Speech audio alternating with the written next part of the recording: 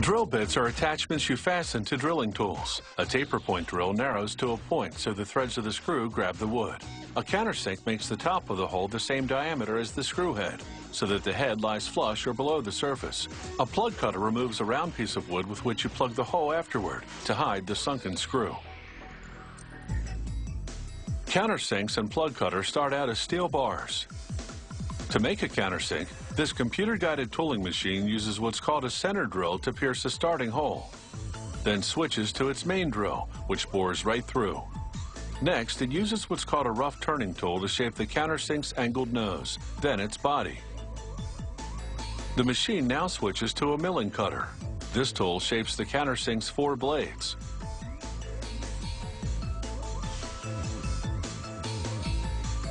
A cross-drilling tool bores a hole for the 2 screws that'll hold the countersink to the drill. A tap cuts threads into the hole. Next, a tool called a dovetail cutter sharpens the blades. Then finally, a cutoff blade removes the tool.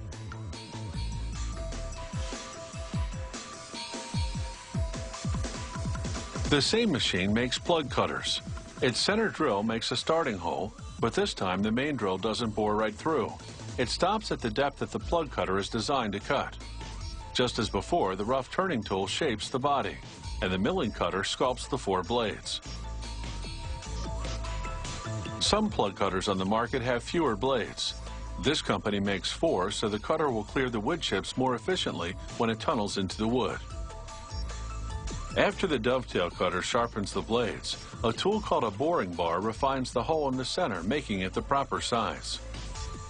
Another turning tool now forms the shank, the stem of the plug cutter that you insert into the power tool. Then the cutoff blade slices the tool off. Now for some manual touch-ups. First, they grind the plug cutter against an abrasive wheel to remove excess metal from the cutoff. Then they do what's called side chipping, grinding the sides of each blade to a particular shape that'll clear the wood chips. Here's how the plug cutter looks before and